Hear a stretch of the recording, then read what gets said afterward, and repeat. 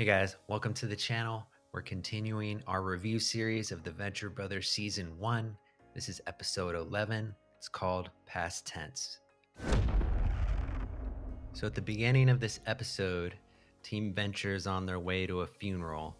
And the funeral is for Dr. Venture's college roommate. Well, not roommate, but friend, right? Right.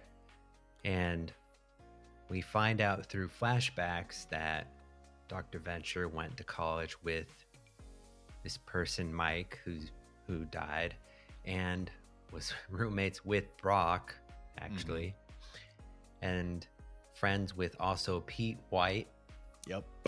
And Baron Underbite. And he still had his full jaw. Yeah, he looks normal. You might be a big shot in your own country, but around here, you're just the kid with the weirdest smelling life.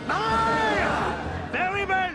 And then they even mentioned that the monarch was at school with them, but we don't actually see him. And I thought they were gonna name it, like they just went to, or did they? I thought they were gonna say, they just went to Brown or something, but right. They don't actually name the university. I don't think so. Yeah. And so one of the odd things I thought, even though I appreciated the cleverness of this structure going between past and present, I thought it was a little odd that they made the flashbacks of the college into a sitcom. Oh, with a laugh track. Yeah. That's true. He doesn't really know that much about robots. They're a fad anyway, Mike. You'd be better off majoring in Betamax for all the good robotics degree is going to do you in a couple of years. Considering when this came out, I was wondering if it was kind of like a parody of that 70s show, Or just because it was in the 80s, it was just, right? It was like 20 years before, so it was probably the 80s, and it was just like an 80s the TV writer. sitcom. Yeah, just an 80s TV sitcom. But it didn't, one, I don't think it worked really, and then two, I didn't think it was necessary. Just do the normal show. Right. It's not like the laugh track added any jokes to the show. No. Yeah. Although I did like in one of the flashbacks, 19-year-old Rusty gets a phone call from his dad. And we actually see the real Dr. Venture for just a moment. Okay, so back to the funeral. As yeah. As all these guys we've just mentioned, they're the pallbearers. And the coffin actually, in a funny way, kidnaps all four of them. Yep. Like handcuffs come out and gasses them. Yeah. And then flies away. And then flies off, leaving the two Venture brothers just like wondering what that. I think even Hank says something like, "Was that supposed to happen?"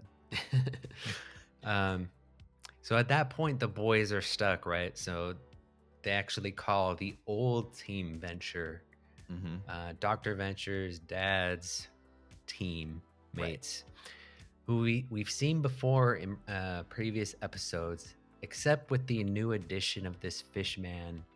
Oh yeah, This Fishman, who was kind of odd, right? That he's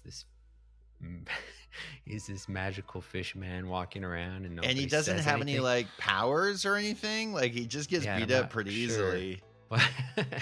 He's half Atlantean, they say. Half Atlantean. And goes door to door preaching the gospel. Yes. Maybe he can swim really well, right? But yeah, it just he doesn't get no water in this episode. Yeah. But we also see of the old Team Venture, I think it's Action Man and his wife. And his wife was the widow of, I don't remember his name, the guy who died previously and came back to life as a ghost. Oh, right. Yes. And then of course there's the James Bond Kano guy, but right. I think the best is the Sean Connery guy. I'm Jonas Venture's grandson. Our dad's been kidnapped. We think a ghost might have done it. Say no more, lads. Team Venture is on the case. Yep. 'Cause I it's can't remember just- his name, his Yeah. character's name, but yeah, he's Sean Connery. Sean Connery from the 70s, right? Yep. Looks like him, talks like him, has the same bravado, I guess. Yep. So they recruit Old Team Venture to help them find Dr. Venture and his friends. So they're being held in this dungeon, and it turns out that the person holding them is the friend whose funeral they intended at the beginning, Mike. Yep. Mike. So we think he's not really dead, that he's got a crew of robot bodyguards that all look like this one girl he liked in college. I don't know if this was like an Austin Powers. Yeah, they reference, fembots. Yeah, or if it was before. I don't know. Some Bond Would've been- thing from the 60s. Yeah, it would have been around then. But I mean, it would have been Austin Powers. Obviously, would have been big at this time. Yep. This is 2004. So surprisingly, Old Team Venture's competent enough that they figure out that Mike, who's a college professor, is behind this thing. Yep. So they find them, and then there's this kind of crazy twist. Well, not really a plot twist, just the turn in the narrative where in the flashbacks and in the present, Brock like loses his mind. It's because in the past, Brock accidentally killed a football teammate. The quarterback. Yeah.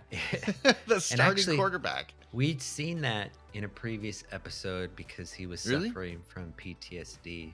Oh, Yeah. for killing someone on the college football field? Yeah, I mean, we didn't know the circumstances, obviously, but it was that episode, that kind of lame episode where they go and Dr. Orifice's, or is it Dr. It must be Dr. Venture's machine. That's kind of like the holodeck, and we see Brock kind of relives that moment because he's suffering from PTSD. Okay, I do remember that. So here we find out the circumstances. He went crazy, and he goes crazy, but then I don't know why he ends up beating up all of his friends or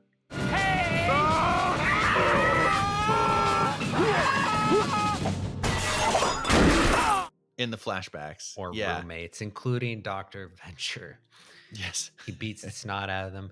But then in the present, he beats the snot out of Old Team Venture, even though they're there to rescue them. Right, like they've taken out the fembots, and their idea is they're going to dress up as the fembots to, I guess, figure out who the bad guy is, and then Brock just runs in and sees the fembots, even though it's clearly not them, and he just beats them all up pretty easily. Clearly not in his right mind, but Yeah. it's kind of, I guess, it's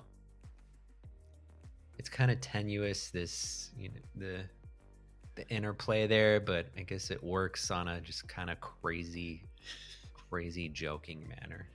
And then Brock in the present, he throws the fish man through a wall, and that's how we find Mike, the dead guy who's not dead. We find out that he actually is dead, and it's a robot that he created. I think the fish man knocks his head off or something. The robot's head off, and they're like, "Oh, robot." Ghost robot. So so Mike is dead. The real Mike is dead. So they don't answer any questions from that. I was thinking like, well, because Mike's a professor and he's actually still teaching. I guess the robot's still teaching. Yeah. So like how long has he been Mike dead? actually been dead? Yeah. How long has robot Mike been filling in for him? And also doing these mundane duties like teaching college courses, right? Yeah.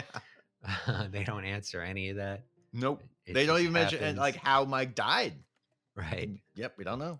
It doesn't matter. I want to think, he had terminal cancer or something, and as he was dying, he created this robot and the fembots or something. I don't know. Unexplained. Okay, so I like this episode. Mm-hmm. It had some laughs. And in this episode and the next episode, as we'll see, they're starting to kind of drop these. They drop like casual racist jokes, and It's true. Weird seeing someone else drive the X1. Relax, lad. Despite his racial handicap, Kano here is a crackerjack pilot. and other unsavory jokes, or Especially the Sean Connery character is racist. Yep. jokes that we would consider, or society would consider unsavory today, but yes, they just throw them out. And I mean, come on, I think it works.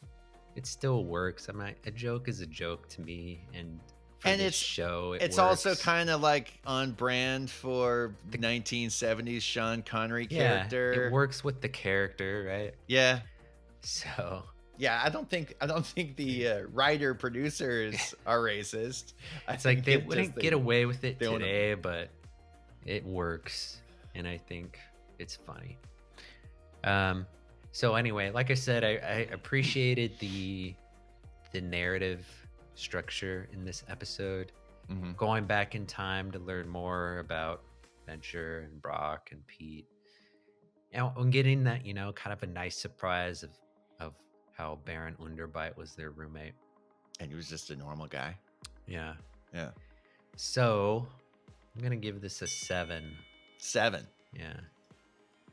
I'm gonna give it an 8. Okay. I liked it. It all kind of worked for me. Even the laugh track in those scenes, it wasn't overbearing. But yeah, I like that one. I like that they're finally using a ton of characters in each episode, even in the next episode too. It just feels like the first few episodes were pretty rough, the first season, and I think it's just getting better. There's also a good break from the Monarch.